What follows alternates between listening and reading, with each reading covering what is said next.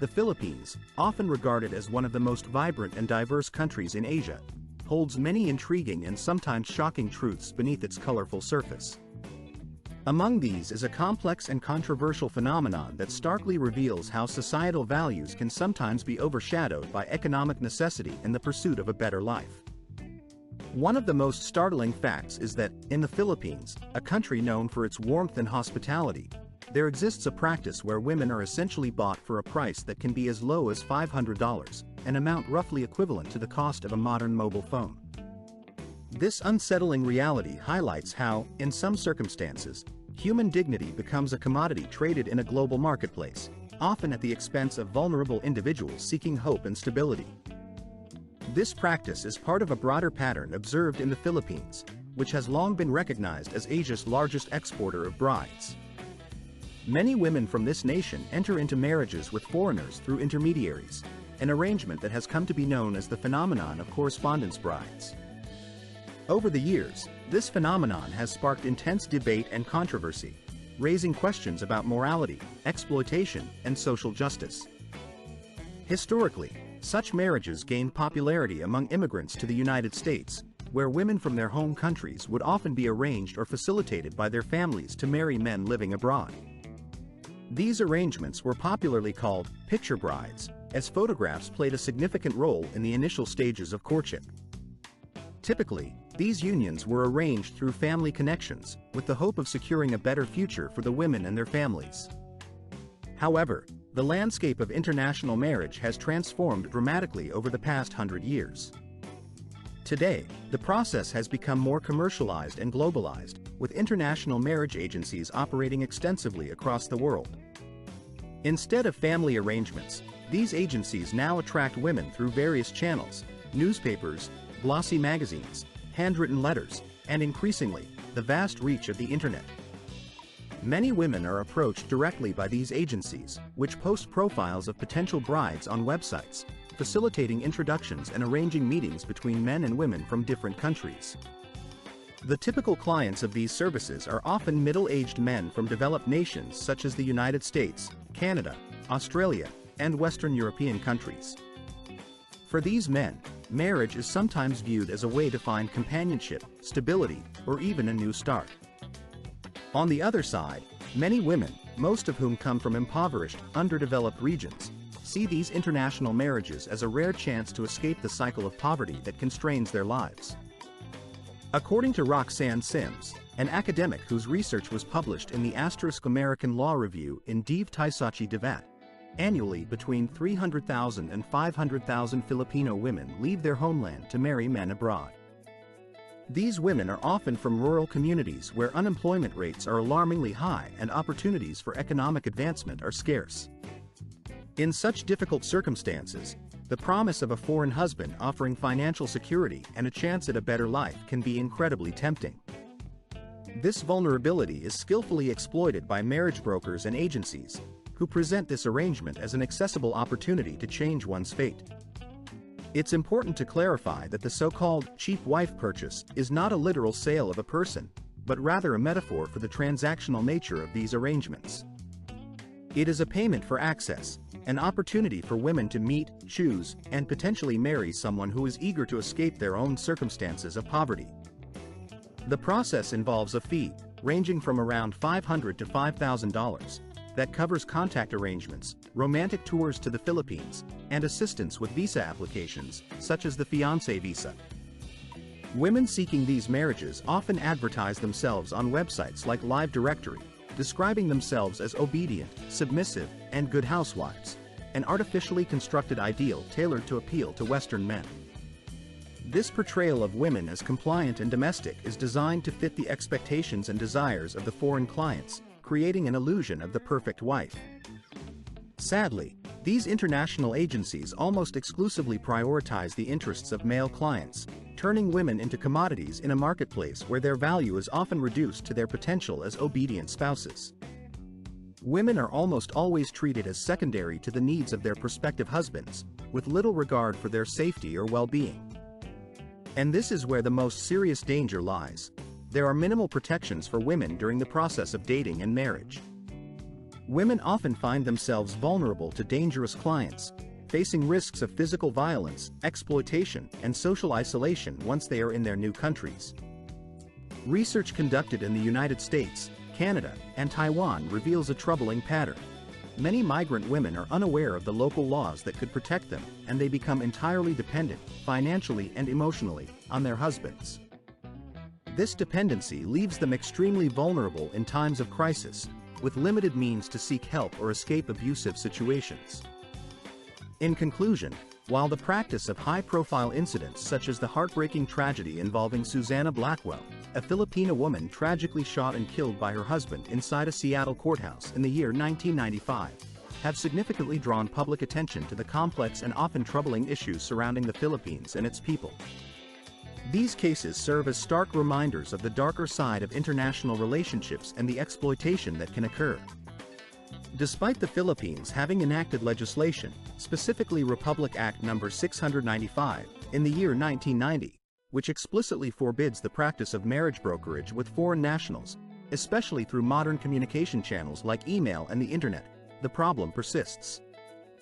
Many unscrupulous agencies continue to find ways around the law by establishing offices abroad or by disguising their activities under the guise of tourism or cultural programs, thus camouflaging their true intentions.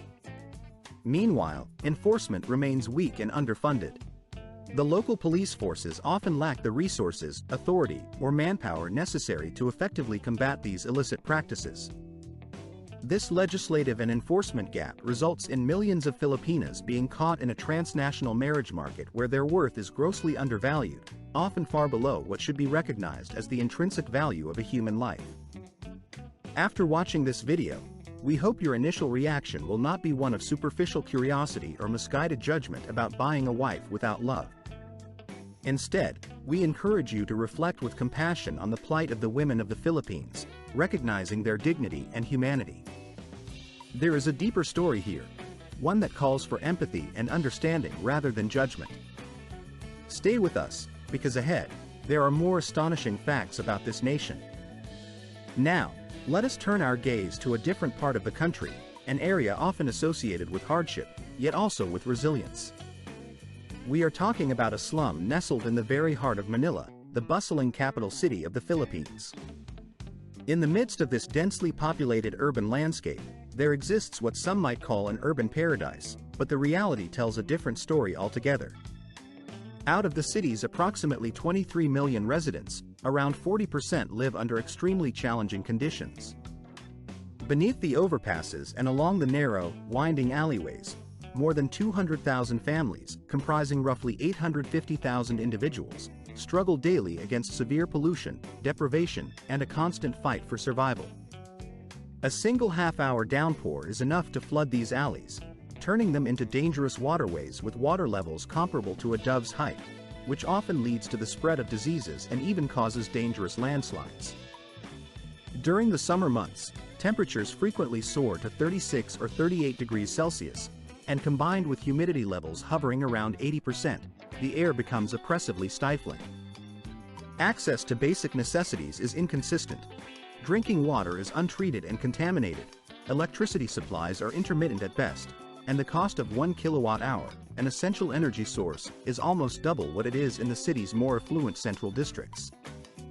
The streets, narrow, dark, and choked with rubbish, are home to more than 2,600 residents per square mile, a density 5 times greater than the average for Manila as a whole. Life here is a daily struggle, with many surviving by taking on odd jobs. Security guards, for instance, earn around 500 to 600 pesos per day, which is roughly $8 to $10, while those working in the fields or markets earn about 8,000 pesos monthly, approximately $140. Despite these harsh realities, scenes of resilience and human spirit abound. Families share donated rice, children laugh and play despite the hardships, and moments of warmth and community shine through the adversity. They face not only natural disasters and health risks but also the weight of harsh governmental policies, including resettlement plans that often displace families without providing adequate alternatives. The government's efforts to phase out old jeepneys, iconic yet highly polluting vehicles, are part of this struggle. Over 60% of the remaining fleet operate on outdated diesel engines, contributing heavily to pollution and climate problems.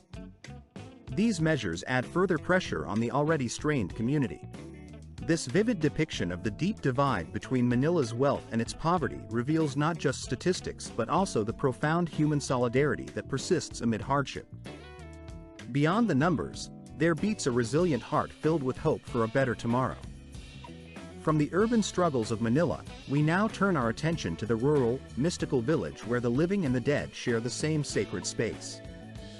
But before we proceed, take a moment, just 5 seconds, to appreciate this video and reflect on its message. Your support means everything to us. Now, let us continue with this special edition, beginning with the hauntingly beautiful sight of the hanging coffins of Sagada, concealed within the mist-shrouded mountains of the Philippines. Nestled in the lush, mountainous region of the northern Philippines, specifically within the remote and serene confines of the mountain province, lies the quaint town of Sagada. This peaceful settlement is renowned not only for its breathtaking scenery but also for harboring one of the most extraordinary and culturally unique funeral traditions in the entire world. Perched high above the ground, sometimes on the sheer faces of towering cliffs, are the ancient coffins that have become a defining feature of Sagada's landscape. For generations, the indigenous Kankanai people, who have lived in harmony with the surrounding mountain forests for centuries, have maintained this distinctive method of honoring their departed loved ones. Rather than opting for conventional burial practices, they have developed a ritual that involves placing the deceased within small, carefully crafted wooden coffins. These coffins are then either suspended from the precipices of steep cliffs or nestled deep inside cold, shadowy caves.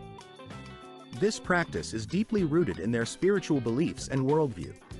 According to their faith, the closer the resting place is to the heavens, symbolized by the lofty heights of the cliffs, the easier it becomes for the soul of the departed to ascend and reunite with their ancestors and divine beings. This symbolic elevation acts as a spiritual bridge, facilitating the journey of the soul into the afterlife. There is also a practical rationale behind this tradition. Placing coffins high above ground provides natural protection from various threats. For instance, wild animals are less likely to disturb the remains, and the risk of flooding damaging the graves is significantly minimized. Despite the grandeur of these hanging coffins, the size of each is surprisingly small. The bodies are carefully laid in a tightly curled, almost fetal position, reflecting a profound connection to the origins of life. This posture symbolizes a return to the source, an embrace of the most fundamental state of existence, suggesting that death is merely a return to the beginning. Today, this remarkable ritual has become increasingly rare, but its traces can still be seen vividly in Sagada. The weathered, time-worn coffins continue to cling to the rugged Ecovalley rock face, standing as silent witnesses to a centuries-old tradition. When travelers gaze upward at these wooden boxes hanging precariously in the air, many are struck by a profound question. Why did their ancestors choose such an audacious and daring way to bid farewell? This question lingers in the minds of those who visit, prompting reflection on the deep spiritual and practical reasons behind this unique practice. Sagada, therefore, transcends the status of merely a travel destination. It functions as a portal to another realm, a place where humanity, death, and nature converge in an almost mystical harmony. The town embodies a quiet, enchanting balance, where the natural environment and sacred customs intertwine seamlessly, creating a landscape that feels both timeless and otherworldly. Beyond these cultural marvels, Sagada is also home to some of the most extraordinary creatures, whose first encounters leave a lasting impression. One such creature is the pygmy tarsier, often regarded as the smallest primate in the world. Standing at only about 10 to 15 centimeters tall, roughly the size of a human fist, this tiny primate possesses an astonishing ability. It can leap incredible distances, up to 40 times its own body length, demonstrating a remarkable power packed into a miniature frame. Behind its adorable, almost doll-like appearance lies a creature of extraordinary agility and strength. The tarsier is predominantly nocturnal, meaning it is active during the night, and with its enormous, luminous eyes, each as large as its brain, its gaze appears almost alien to the untrained observer. These large eyes provide exceptional night vision, allowing the tarsier to navigate and hunt in the dense forests of the islands of Bohol, Leyte, and Mindanao, where it calls home. Its long, flexible toes grant it the agility needed to move effortlessly through the tangled canopy of trees, where it hunts insects and other small prey, playing a vital role in maintaining the ecological balance within these lush habitats. However, despite their resilience and adaptability, tarsiers are incredibly shy creatures. They are highly sensitive to sudden noises or bright flashes of light, which can cause them extreme stress, sometimes fatally so. This delicate nature has led conservationists to establish sanctuaries like the Philippine Tarsier Sanctuary in Bohol, where strict rules are enforced to ensure their safety. Visitors are required to maintain complete silence, and the use of flash photography is strictly prohibited, to avoid startling these fragile beings. Miraculously, tarsiers are capable of turning their heads almost 180 degrees, similar to owls, allowing them to scan their surroundings with remarkable flexibility, further aiding their survival in the dark. As skilled insect hunters, tarsiers are crucial for their ecosystems, helping to control insect populations and maintain ecological harmony. Yet, their survival faces increasing threats, as rapid deforestation and urbanization threaten to wipe out their natural habitats. The forests that once provided sanctuary for these tiny primates are rapidly. Approximately 6,000 inhabitants live amidst a landscape filled with millions of graves, transforming what was once a solemn cemetery into a lively, unconventional community.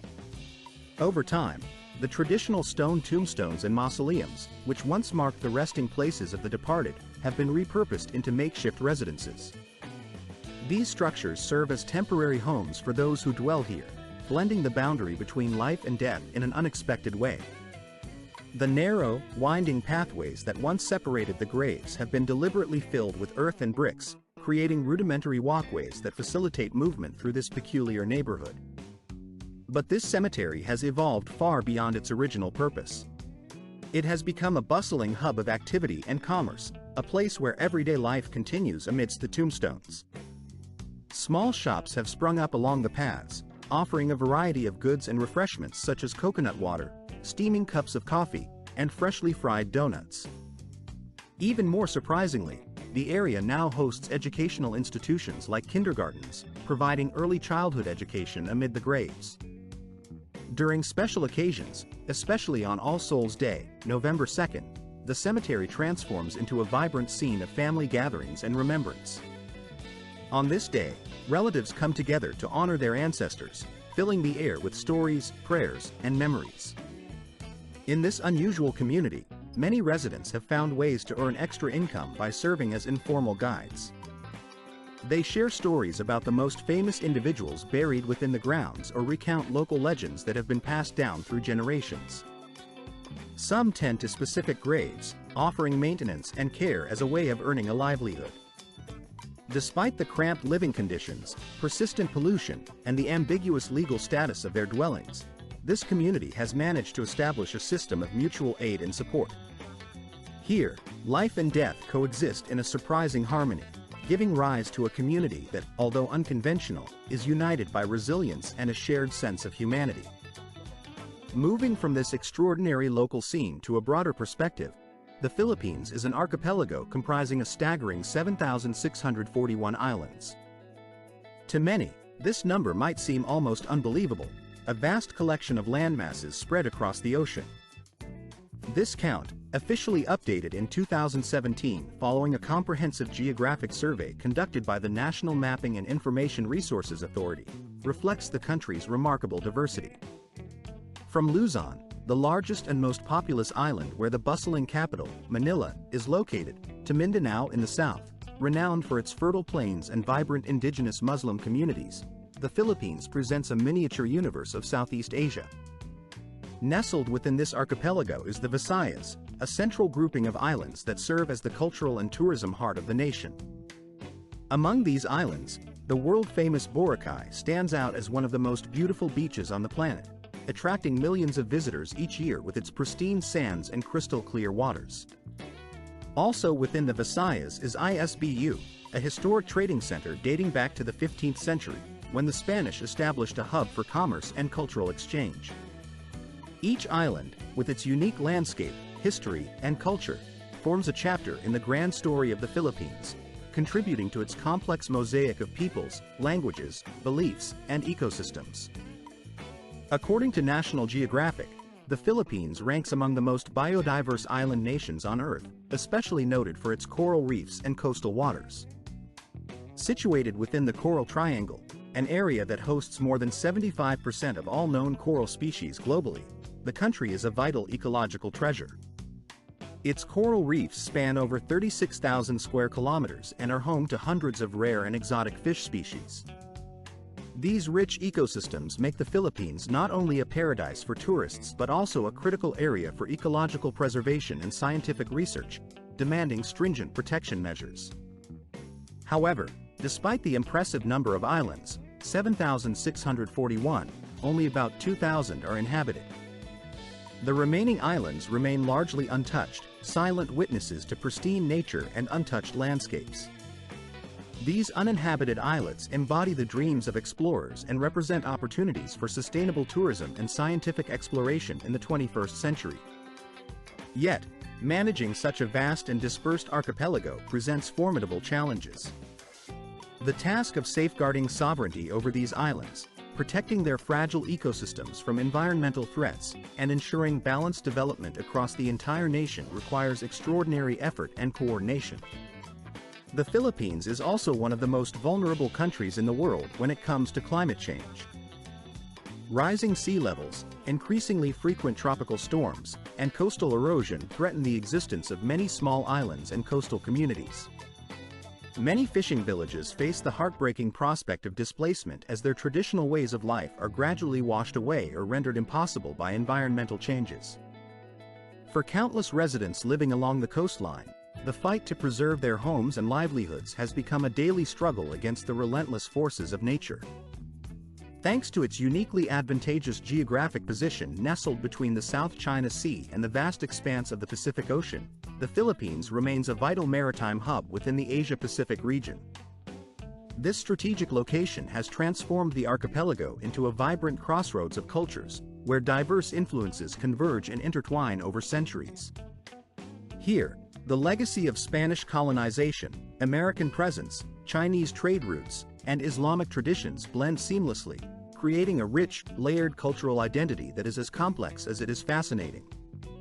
The country is also home to more than 175 indigenous languages and dialects, each echoing the distinct histories and traditions of its many communities.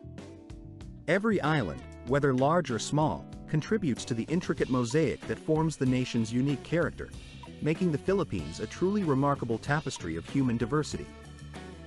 Beyond its cultural richness, the Philippines is renowned worldwide for its extraordinary biodiversity, making it one of the planet's most ecologically diverse nations. Walking across its islands, one might encounter the thrill of discovering previously unknown plant or animal species at almost every turn. The archipelago is much more than a tropical paradise. It is a genuine jewel of ecological significance. It functions as a micro-kingdom of life, where endemic and rare species outnumber those found in many larger countries combined. According to a comprehensive report by the International Union for Conservation of Nature, along with Conservation International, the Philippines qualifies as one of the world's 17 megadiverse countries. These nations are distinguished by hosting at least 5,000 species of vascular plants and possessing exceptionally high levels of endemism, the presence of species found nowhere else on Earth. With over 7,000 islands, the country offers a myriad of ecosystems that range from vibrant coral reefs to lush primary tropical forests, from imposing volcanoes to mysterious limestone caves. It is the habitat for more than 52,000 species of plants and animals, nearly half of which are endemic, meaning they are exclusive to this region. A Dave Taisachi Devadkat study published in the journal Frontiers in Biogeography highlighted that Luzon, the largest island, alone shelters over 1,000 endemic mammal species. Meanwhile, on the island of Mindoro, tropical forests safeguard the tamarau, a rare dwarf buffalo with an estimated population of only a few hundred individuals, making it critically endangered. Under the waters surrounding the Philippines lies the renowned Coral Triangle, a global epicenter of marine biodiversity. This underwater wonderland is home to over 75% of all reef-building corals and more than 2,000 fish species. The UNESCO-listed Tubataha reefs exemplify this underwater grandeur, showcasing vibrant coral gardens teeming with life. Yet, the richness of biodiversity here is not merely a matter of impressive statistics. It is a product of the archipelago's isolation and its complex evolutionary history. The vast number of islands, more than 7,000, are separated by wide stretches of sea, providing countless species with the opportunity to evolve independently over millions of years. This phenomenon has given rise to unique species such as the tarsier, a tiny primate with enormous eyes, which survives only on the islands of Bohol and a few other locations. However, this paradise of biodiversity faces serious threats. The World Wildlife Fund reports that the Philippines has experienced one of the highest rates of deforestation in Asia, having lost approximately 97% of its primary forests within the span of a single century. Human activities such as poaching, illegal logging, agricultural expansion, and the impacts of climate change are pushing many endemic species toward the brink of extinction. The delicate coral reefs are particularly vulnerable, suffering from mass bleaching events caused by rising ocean temperatures due to global warming. These environmental challenges threaten not only the rich biological heritage of the Philippines but also the livelihoods of local communities and the health of the global environment. Have you ever visited the Philippines and experienced its natural wonders firsthand? If so, share your impressions and stories in the comments below, so others can learn more about this extraordinary country. When it comes to natural disasters, the Philippines is not merely a hotspot. It is a veritable supermarket of calamities, where nearly everything that the elements can unleash is available. Situated on the Pacific Ring of Fire and extending into the northwest typhoon belt, the country faces frequent seismic activity, volcanic eruptions, and devastating typhoons, making it a place where resilience and adaptation are vital for survival. Every year, the Philippines endures an astonishing average of 20 powerful typhoons, storms that often leave a trail of destruction in their wake. This archipelago has, for over 16 consecutive years, from 2009 right up to the present, held the grim distinction of being the country most at risk in the entire world. In this tropical nation, more than 60% of the landmass is perpetually vulnerable to natural calamities such as floods, landslides, and earthquakes. Simultaneously, a staggering 74% of the population lives under the constant shadow of these threats, facing the relentless possibility of tsunamis and prolonged droughts. Current data firmly place the Philippines at the top of the Global Risk Index, underscoring just how precariously its people live amid these natural hazards. The threats here are not limited solely to storms. The country's geographic and geological characteristics expose it to an even broader spectrum of disasters, including volcanic eruptions, recurring seismic activity, and relentless heavy rains that often cause catastrophic landslides. The Red Cross has aptly described the Philippines as a disaster supermarket, a vivid metaphor for how the nation's shelves are stocked with supplies to withstand everything from fierce typhoons to devastating earthquakes and destructive tsunamis. Among these calamities, one stands out as particularly notorious: Super Typhoon Haiyan, known locally as Yolanda, which struck in 2013. This superstorm claimed the lives of more than 6,300 people, injured over 28,000 others, and rendered nearly 500,000 homes uninhabitable. The city of Tacloban was inundated by towering 5-meter waves, and millions were forced to evacuate their homes in frantic attempts to escape the storm's wrath. Images of devastated villages, shattered communities, and desperate survivors have left an indelible mark on the global consciousness, a stark reminder of nature's fury. Yet, the danger faced by the Philippines extends far beyond storms alone. The country's position at the meeting point of the Philippine Sea Plate and the Eurasian Plate results in an extraordinarily active seismic zone. On average, each year witnesses approximately 817 earthquakes with a magnitude of 4 or greater within 300 kilometers of the islands, equivalent to roughly one quake every 10 hours. Earthquakes of magnitude 6 occur approximately once every 15 months, and those of magnitude 7 happen roughly once every 3 years. These seismic events are capable of shattering buildings, cracking roads, and triggering deadly landslides, putting millions of lives at risk. The threat is compounded by the presence of over 300 volcanoes scattered across the islands, of which 24 are classified as active. Among these, Taal Volcano and Canlaon are particularly notable. On May 13, 2025, these volcanoes erupted simultaneously, ejecting ash clouds that soared to 4.5 kilometers into the sky, an ominous display of nature's uncontrollable power. Each eruption plunges nearby communities into chaos. Ash falls blanket villages, streams of lava threaten to cascade down slopes, and the air becomes thick with volcanic ash, obscuring the sky and disrupting daily life. From the ground-shaking tremors of earthquakes to the ash clouds that darken the heavens, the Philippines stands as a vivid testament to the raw, unpredictable force of nature. These natural phenomena serve as both a reminder of the Earth's volatile temperament and a challenge for its resilient inhabitants. Amid these natural disasters, there exists a deep-rooted cultural and religious practice known as penitencia, a ritual that involves self-flagellation and acts of extreme physical endurance. Each year, during Holy Week, the streets of towns like Pampanga and Laguna, and even the bustling heart of Manila, are filled with haunting sounds and sights. The air resonates with the screams of pain, echoing through the streets as participants enact acts of penance that merge suffering with spiritual devotion. This is not mere spectacle. It is penite, one of the most controversial and intense religious practices in the Philippines.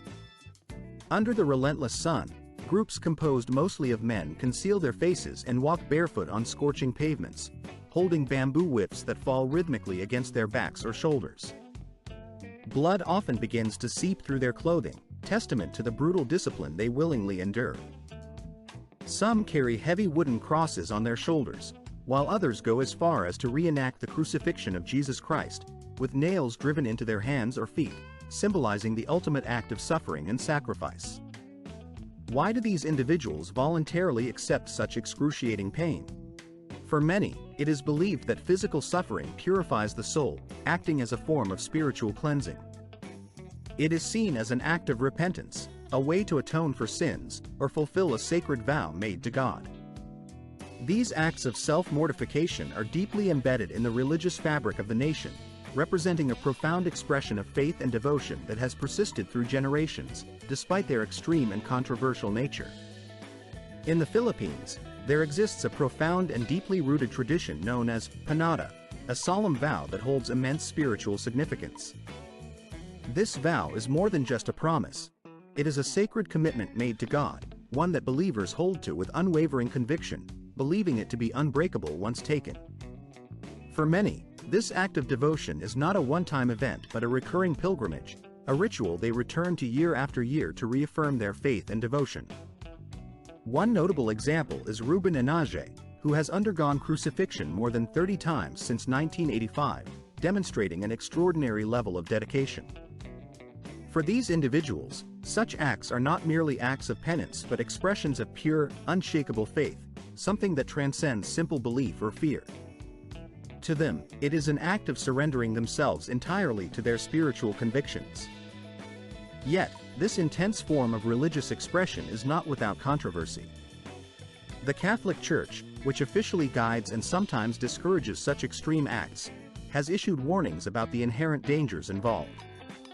They emphasize the risks of infections, significant blood loss, and heat stroke that can accompany these acts of penance.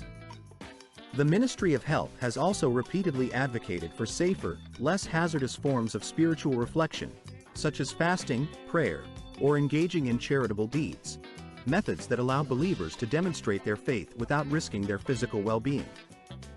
Despite these warnings, many Filipinos regard these rituals as more than mere tradition. They see them as a profound spiritual journey. In these acts of pain and sacrifice, blood and wounds transform into symbols of gratitude and a desperate plea for divine intervention. For those participating, every blow and every wound embodies not only physical suffering but also a sacred act of devotion, an offering of their bodies as a testament to their faith, sacrifice, and spiritual devotion. Would you dare to witness such a controversial and intense ritual firsthand? What are your initial impressions when contemplating an event where pain and faith intertwine so deeply? Feel free to share your thoughts in the comments. This ritual stands out as one of the most provocative and debated religious practices in the Philippines. The Philippines is a unique nation within Asia, a continent where the dominant religious landscape is often shaped by Buddhism, Islam, and Hinduism. Yet, the Philippines distinguishes itself as the only country in Asia where the majority of the population adheres to Christianity. According to data from the Philippine Statistics Authority in 2020, more than 92% of the residents identified themselves as Christians. Of these, approximately 81% are Catholics, while the remaining percentage belongs to various Protestant, evangelical, and independent Christian churches. What makes this religious identity particularly remarkable is that Catholicism here is not simply a foreign import. It has become deeply ingrained in the very fabric of Filipino culture, politics, and daily life. This religious influence dates back to the period of Spanish colonization, which lasted from 1655 to 1898. The story of Catholicism's spread in the Philippines begins with Ferdinand Magellan's arrival in 1621, when he set foot on the islands. Along with his ships, he brought not only navigational instruments and flags but also a cross and a Bible, symbols of a new faith that would profoundly shape the archipelago's destiny. From that moment onward, Catholicism began to proliferate across the islands, closely intertwined with the process of Hispanization of the indigenous peoples. Thousands of churches, monasteries, and statues of saints were constructed, serving as physical manifestations of the new faith. Over time, Catholic rites such as baptisms, weddings, and funerals became dominant, gradually replacing local spiritual practices and traditions. Among the most famous manifestations of this religious influence is the Quiapo Festival in Manila.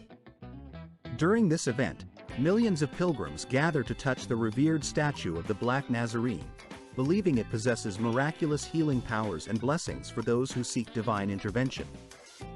Another notable celebration is the Sinulog Festival in Cebu, dedicated to the Holy Child. This vibrant festival combines the rhythmic beats of traditional drums with Catholic liturgy, creating a lively and joyful fusion of the sacred and the celebratory. These festivals are more than mere religious rituals. They are profound expressions of cultural identity, serving as a way for Filipinos to affirm their place within the diverse tapestry of Asian society. Churches are bustling every weekend, filled with worshipers eager to participate in communal prayer and reflection. Even television programs in the mornings often begin with prayers, reinforcing the central role of faith in everyday life. Politics in the Philippines also reflect conservative values, with policies rooted in traditional moral beliefs. For example, abortion remains illegal, even in cases where a woman's life is at risk, a testament to the influence of religious doctrine on legislation. Despite these deeply conservative traditions, change is quietly taking root. The younger generation, characterized by openness, liberal attitudes, and a greater exposure to digital media and global ideas, is increasingly advocating for reform. Inspired by movements for equality and human rights, this new generation is beginning to challenge long-standing social and religious norms, while many individuals within the faith continue to hold steadfast to their religious beliefs. A significant number of them harbor a desire for a more flexible and progressive approach to their spiritual practices. They yearn for the freedom to make personal choices regarding their gender identity and sexual orientation, advocating for the right to access contraception without stigma, and calling for a greater involvement of women in the decision-making processes within religious communities. These individuals also seek a broader openness towards civil marriage, including the acceptance of divorce and remarriage, which are often still taboo or restricted in many religious contexts. This growing demand for reform raises an important question: should religious institutions become more inclusive and adaptable to contemporary societal values? This is a matter worth contemplating and discussing openly. We invite you to share your opinions on this topic in the comments below, as your perspective is valuable. Furthermore, stay tuned because next, we will introduce you to a fascinating phenomenon that is truly unique: mass weddings. When most people hear about Valentine's Day, their minds typically jump to images of red roses, boxes of chocolates, and intimate candlelit confessions of love. However, in the Philippines, February the 14th takes on a much deeper and culturally significant meaning. It transforms into a day dedicated to mass wedding ceremonies. These events are far from mere romantic spectacles. They carry profound religious, cultural, and humanitarian importance.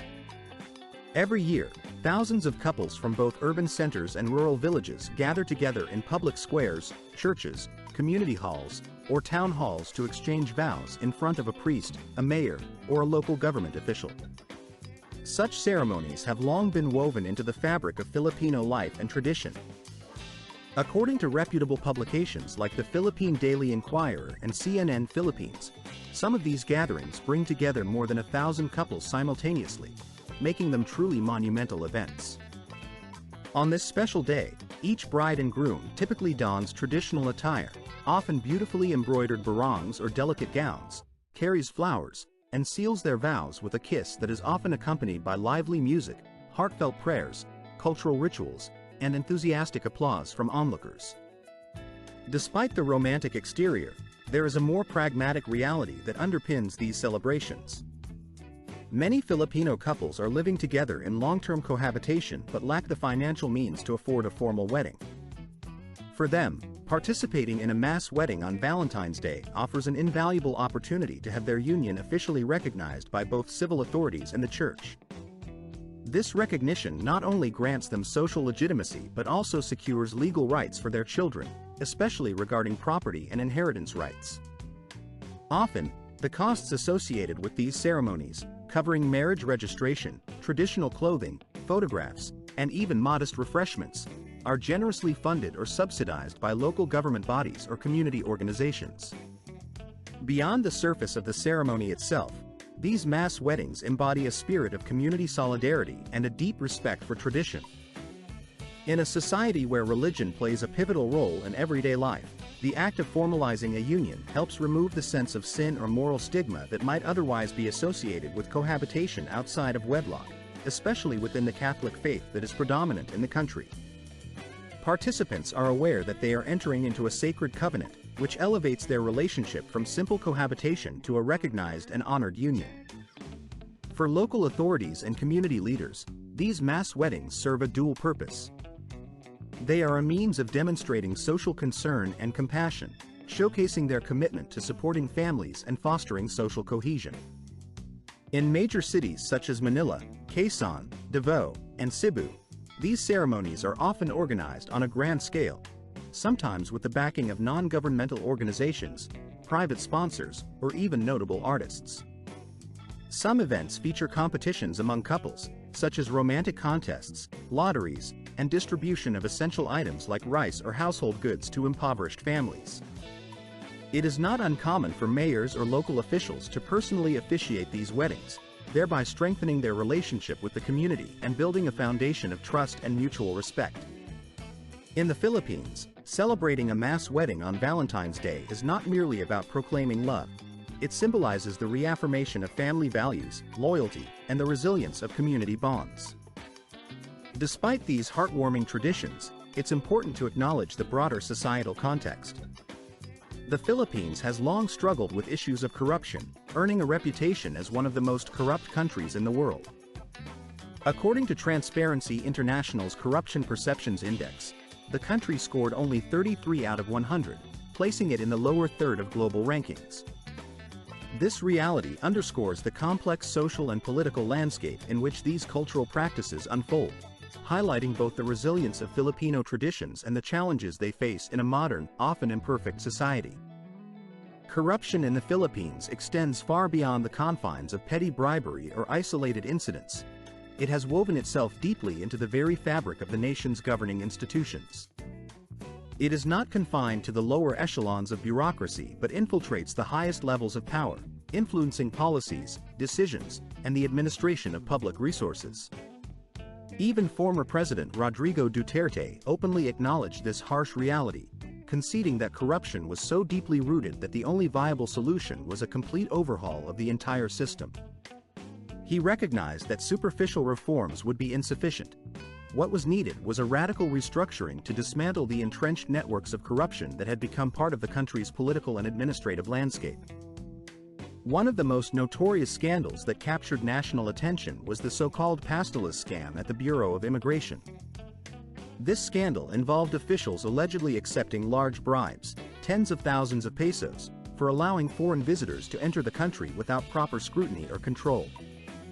The scheme effectively bypassed immigration protocols, enabling foreigners to enter freely and undetected, fueling illegal activities and undermining national security. During investigations and reports, it was exposed that up to 90% of employees at the Bureau were implicated or appeared to be involved in corrupt practices. Such widespread corruption at a crucial entry point not only compromised security but also tarnished the country's reputation on the international stage. The situation worsened during the COVID-19 pandemic, when the vulnerabilities of the system became even more apparent. Former executives of the National Health Insurance Corporation, PhilHealth, were accused of embezzling billions of pesos, funds that were desperately needed to combat the health crisis, through fictitious supply deals. These fraudulent transactions not only drained vital resources but also exacerbated the hardships faced by the population and further eroded public trust in government institutions. The revelations of widespread corruption during this critical period intensified public disillusionment, highlighting the urgent need for transparency and accountability in managing public funds. The consequences of such pervasive corruption are catastrophic and far-reaching. It siphons off precious public funds that should be allocated to essential services like education, healthcare, and infrastructure. It hampers efforts to invest in human capital, leaving millions of Filipinos without access to quality education or adequate health services. Moreover, corruption fuels poverty by diverting resources away from poverty alleviation programs and development projects, creating a cycle of inequality that is difficult to break. Sustainable development remains an elusive goal when public resources are drained by corrupt practices, preventing the country from progressing economically and socially.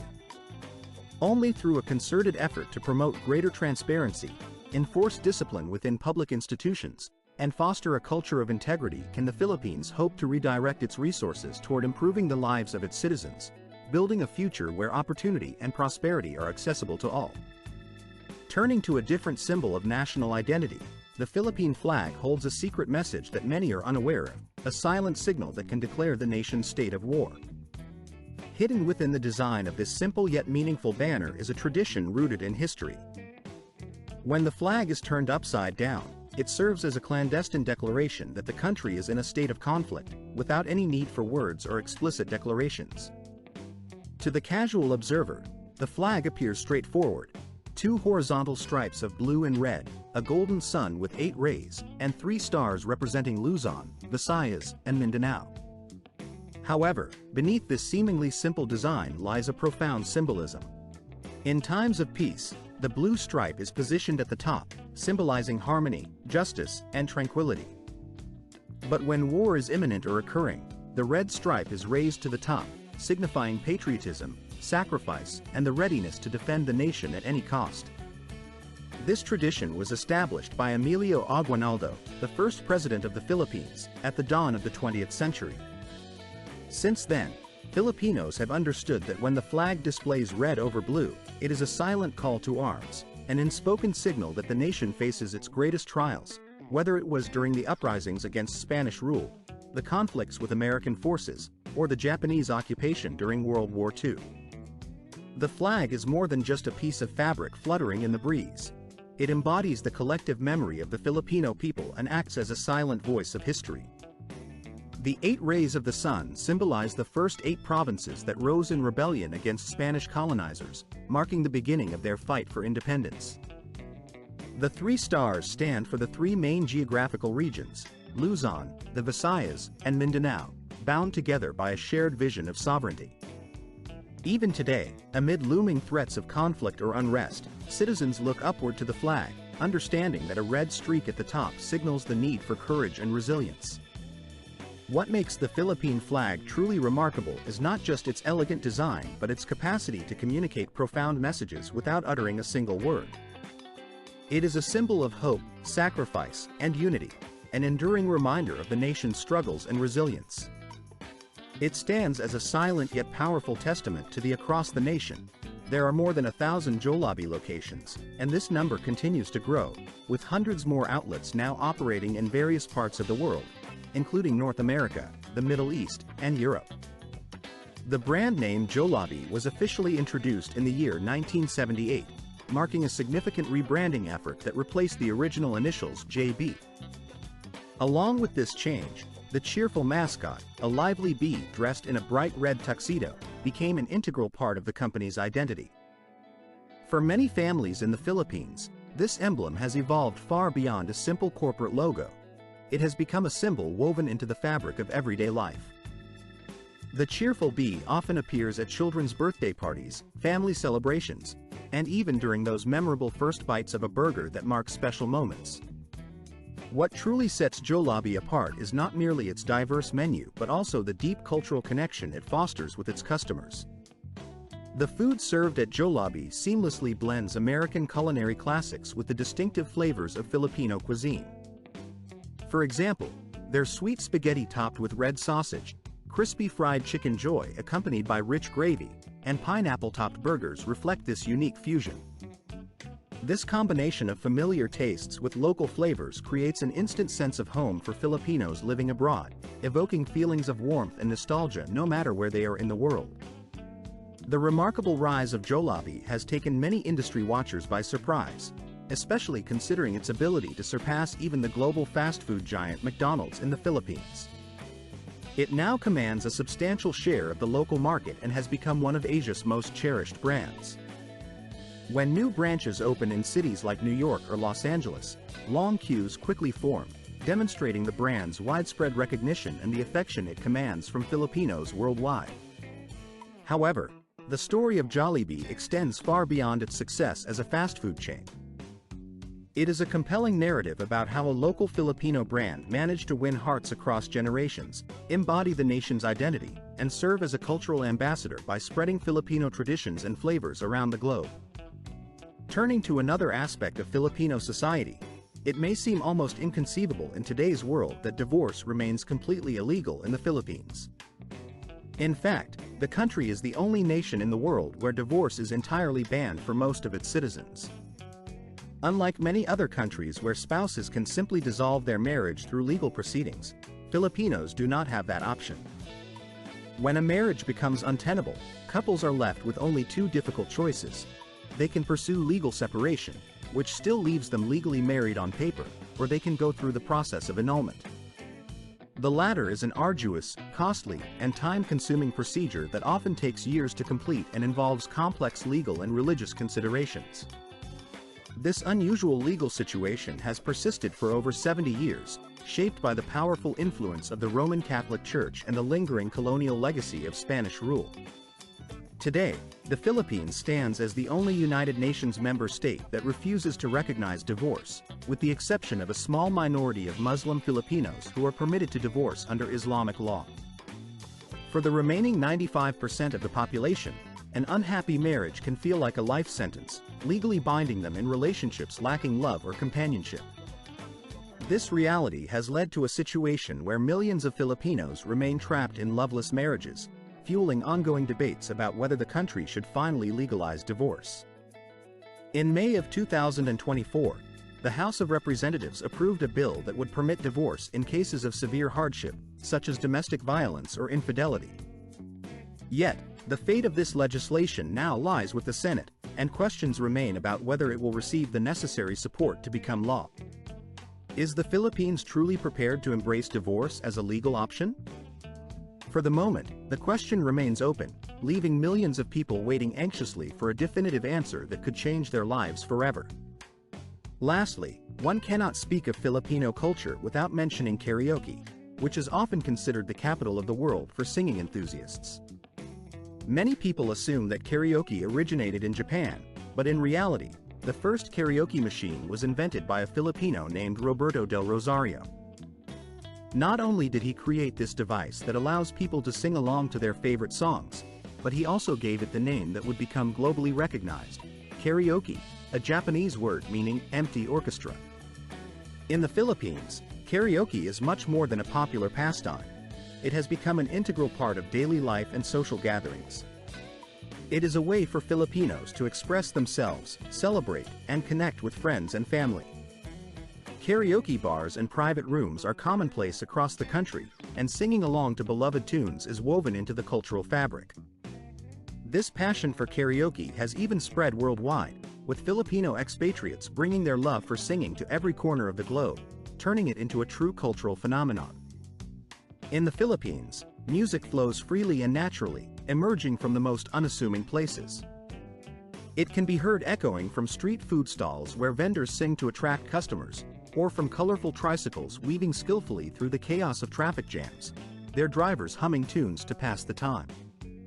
Even within the confines of a modest home's courtyard, melodies often fill the air, creating an atmosphere of warmth and familiarity. Here, singing is not reserved for special occasions or formal settings. It is simply a part of everyday life.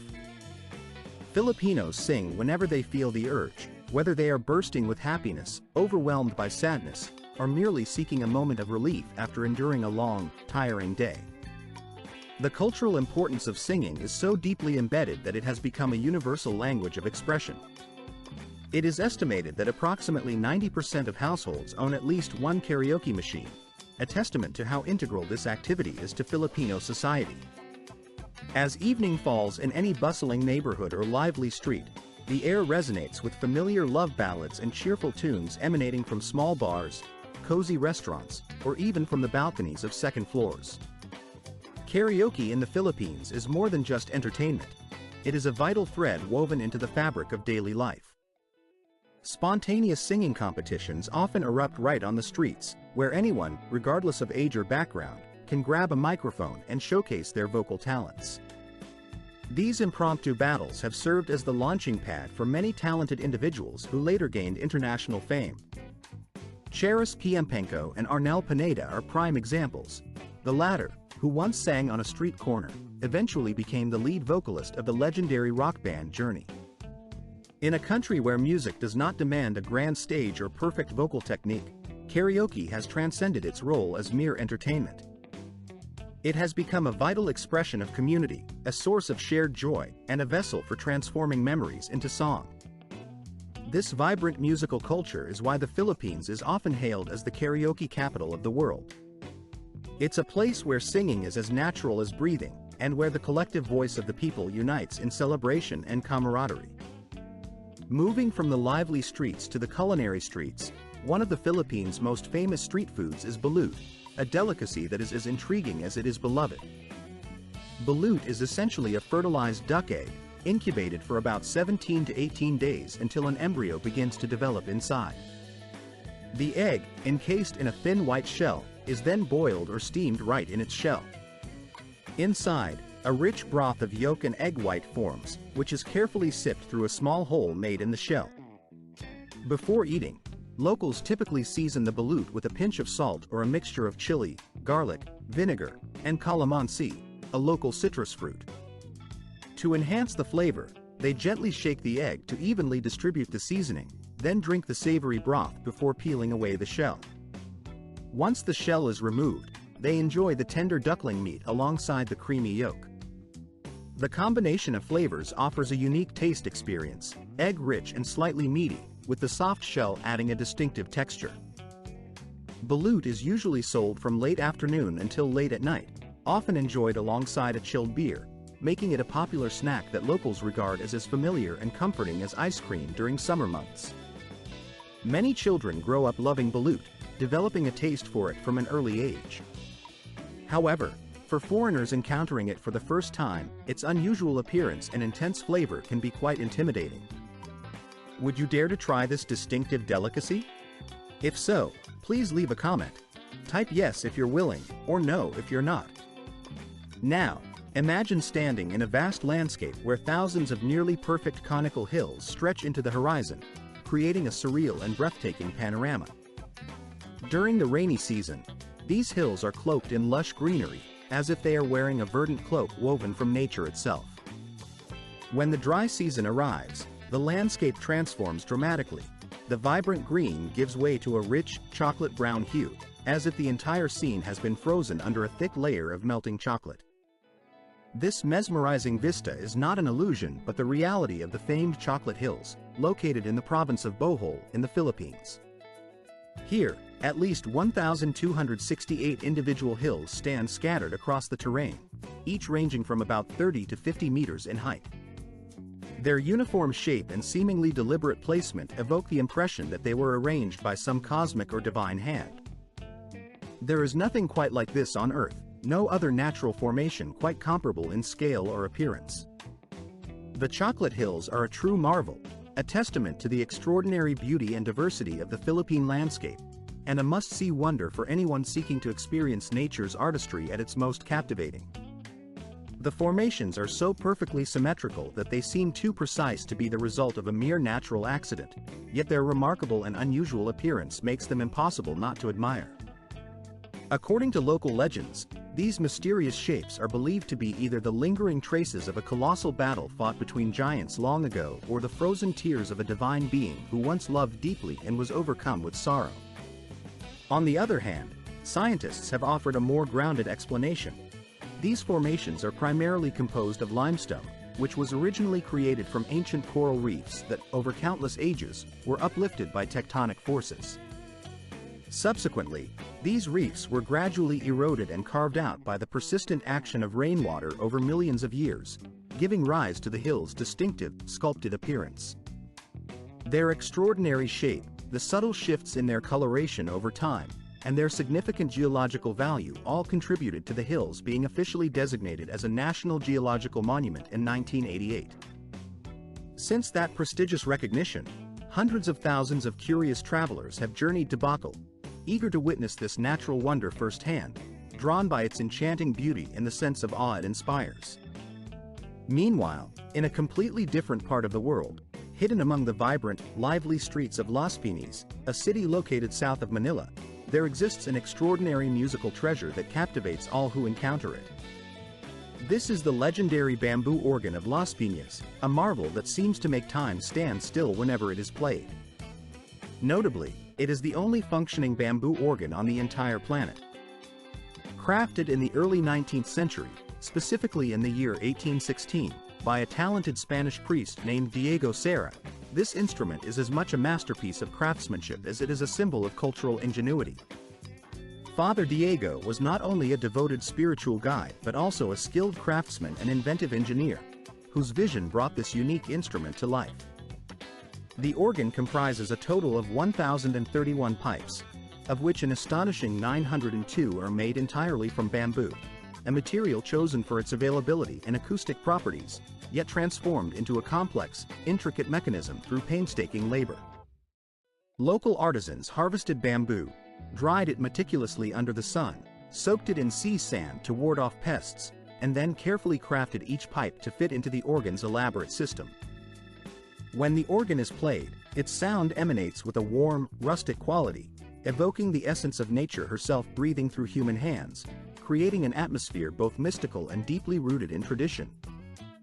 Despite enduring numerous hardships, including destruction caused by natural disasters and the ravages of war, the organ has survived through the centuries. In the 1970s, it was transported to Germany for restoration, and in 1975, it was returned to Las Piñas amid great celebration. The entire community greeted its return with thunderous applause and tears of pride, recognizing the organ not only as a musical instrument but as a cultural and historical treasure. Since that moment, an international festival dedicated to the bamboo organ has taken place every year, attracting artists, musicians, and tourists from around the world, all eager to hear its distinctive voice. In 2003, the Philippine government officially declared the organ a national cultural treasure, acknowledging its importance for the nation's heritage. Today, its enchanting tones continue to fill the air during concerts and religious services at the Parish Church of St. Joseph, where this over 200-year-old work of art is lovingly preserved and cared for by the local community. In stark contrast to many neighboring countries in Southeast Asia, the Philippines offers a surprisingly affordable cost of living, especially for foreigners and long-term visitors seeking an authentic experience. In large cities like Manila or Cebu, a monthly budget of roughly $500 to $700, excluding rent, is sufficient for a single person to live comfortably. Renting a modest one-bedroom apartment in the city center typically costs between $400 and $700 per month, while in the suburbs, prices drop significantly, often ranging from around $200 to $350. Food is readily accessible and affordable. A simple meal at a local eatery can be enjoyed for just $2 to $3, whereas dining at a mid-range restaurant usually costs between $10 and $15. Public transportation is well developed and budget-friendly, with options like jeepneys, buses, and the light rail system providing convenient ways to get around the city and beyond. Utility bills remain moderate as well. Electricity for a small apartment generally falls within the range of $40 to $60 per month, and high-speed internet service typically costs between $25 and $35. For a family of 4, monthly expenses usually amount to somewhere between approximately $1,700 and $2,700, depending on their lifestyle choices and the specific location within the country. What is particularly noteworthy about living in the Philippines is the remarkable stability of these prices, which tend to remain consistent over time, providing a reliable and predictable cost of living for residents and expatriates alike. Looking ahead to the year 2025, it is projected that inflation across the region will hover around 2%. This relatively low rate of inflation stands out as one of the most modest in the entire area, which plays a significant role in preserving the high standard of living enjoyed by both local residents and international visitors alike. When prices remain affordable, it becomes easier for people to maintain their quality of life, whether they are living in the country or simply visiting for a period of time. Coupled with this financial stability is the country's warm, inviting tropical climate, a climate that many find both relaxing and invigorating, and the well-known friendliness and hospitality of the Filipino people. These qualities combined make the Philippines not only an attractive destination for travelers exploring new places but also an excellent choice for those considering long-term residence or even work opportunities. Was there a fact that caught your attention the most? Perhaps you are aware of other unique and remarkable features that distinguish the Philippines from other countries? We would love to hear your thoughts, insights, or personal stories, so please feel free to share in the comments section below. Your experiences and perspectives are incredibly valuable to us, and they help foster a richer understanding of this beautiful country. I sincerely hope you found today's presentation engaging and informative. If you enjoyed the content, please remember to give it a thumbs up and consider subscribing to our channel. Doing so ensures you won't miss out on future videos filled with exciting topics and interesting insights. Your support is vital to us, as it enables us to produce even more engaging and diverse content for our viewers. Make sure to watch the next video that appears on your screen, as I am confident you will find it equally captivating. And don't forget to leave a comment sharing which country you would like us to explore next.